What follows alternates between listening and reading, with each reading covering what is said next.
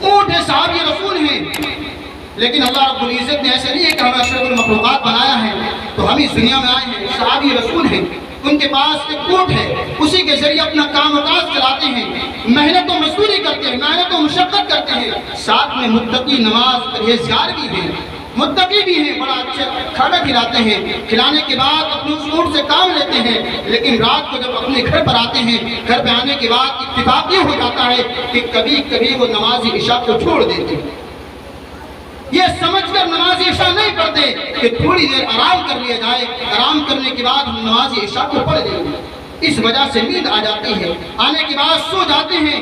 وہ اونٹ بھی جس کو اچھا غذائیں وہ کھلاتے ہیں، اچھا پلاتے ہیں، کام کاج کرتے ہیں، لیکن ہوتا یہ ہے کہ جیسے جیسے رات گزرتی ہے وہ اونٹ چلانا شروع کر دیتا ہے، چنگھاڑنا شروع کر دیتا ہے۔ صحابی رسول نے درخواست اللہ کے رسول کی بارگاہ میں عرض کیا، اے اللہ کے رسول، میں اپنے اونٹ سے کام لیتا ہوں، میرا اونٹ مجھ کو رات میں سونے نہیں دیتا ہے، میرا اونٹ مجھ کو رات میں سونے نہیں دیتا ہے۔ کہا معاملہ کیا ہے؟ کہا اس کو بارگاہ رسول میں لایا گیا، کہا کہ اونٹ معاملہ کیا ہے؟ کہ اللہ کے رسول کی بارگاہ میں سر کو جھکایا، جھکانے کے بعد کہا کہ اللہ کے رسول معاملہ کچھ نہیں ہے، معاملہ کچھ نہیں ہے۔ کہا کہ تمہارا مالک تم کو ستاتا ہے، کہا ستاتا نہیں ہے۔ پھر معاملہ کیا ہے؟ تم اپنے مالک کو سونے نہیں دیتے۔ کہا کہ اللہ کے رسول معاملہ یہ ہے کہ میرا مالک بڑا فرما بردار ہے، مجھے اچھا کھلاتا ہے، اچھا پلاتا ہے، محنت مزدوری کر کر کھاتا ہے، لیکن معاملہ یہ ہے کبھی کبھی یہ رات کو آتا ہے تو رات کو بستر پر پڑ جاتا ہے، اس کی آنکھ نہیں کھلتی، اس نیت سے سو جاتا ہے،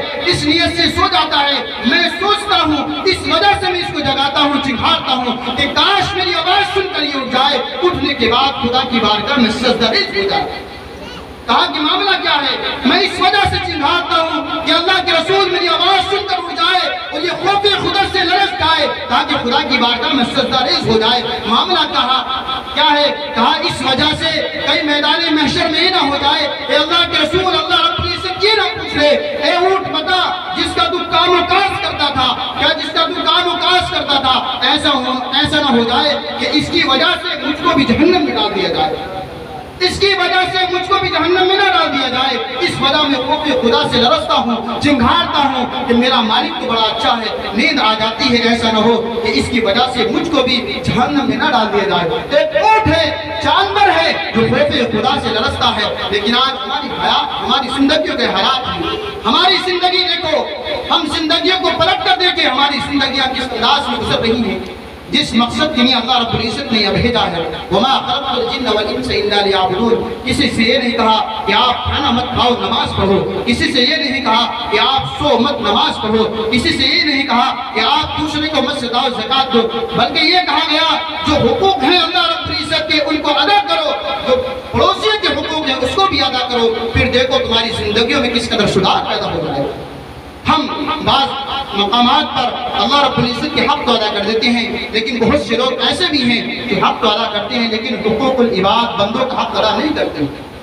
ہمارا حال یہی ہے کہ وہ جانور ہوتے ساتھ جانور ہے لیکن خوف خدا سے لرز رہا ہے، اس وجہ سے کہ بروز قیامت ایسا نہ ہو کہ جب میرے مالک کو جہنم میں ڈالا جائے تو اس کے ساتھ کہیں مجھ کو نہ ڈال دیا جائے۔ اور یاد رکھنا جانور جہنم میں نہیں جائیں گے، قرآن کریم کا فیصلہ ہے وَقُودُهُ النَّاسُ وَالْحِجَارَةُ، انسان اور پتھروں کو جہنم میں ڈالا جائے گا۔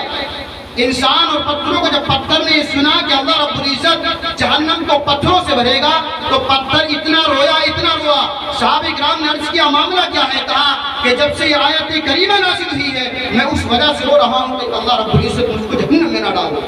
آج ہماری آنکھوں سے آنسو نہیں بہتے، کوئی حدیث پاک میں یہاں تک آتا ہے اگر بندے کا ایک آنسو بھی خوف خدا سے نکل گیا، ایک آنسو بھی نکل گیا، اگر اسے جہنم کا پروانہ مل جائے تو وہی آنسو خدا کی بارگاہ میں عرض کرے گا، اے رب قدیر، اے رب ذوالجلال، یہ تیرے خوف خدا کی وجہ سے رویا تھا، اس آنسو کی برکت سے اس کی مغفرت فرما دے، وہی آنسو کی وجہ سے اللہ رب العزت مغفرت و بخشش فرما دے۔ ایسا نہ ہو کہ ہم اس دنیا میں دعائیں آنے کے بعد ہماری زندگیاں ختم ہو جائیں لیکن ہم کو ساز و سامان لے کر نہ جائیں۔ وقت مختصر ہے، میں اپنی بات یہیں پر ختم کرتا ہوں۔ معاملہ یہ ہے کہ ہم جس طریقے سے زندگی کو گزارتے ہیں ہم اپنی زندگیوں میں تبدیلی پیدا کریں، اپنی زندگیوں کو میں تبدیلی پیدا کریں، پیدا کرنے کے ساتھ ساتھ اس پر عمل بھی کریں۔ ایسا نہ ہو کہ ہم پیدا تو ہو گئے، ہم اس دنیا میں تو آ گئے، لیکن جس انداز میں آئے تو اسی انداز میں چلے گئے، کوئی سدھار لے کر نہ گئے۔ اللہ رب العزت ہم تمام کو اپنی زندگیوں میں تبدیلی کرنے کی توفیق عطا فرمائے اور مساجد کا رخ کرنے کی توفیق عطا فرمائے۔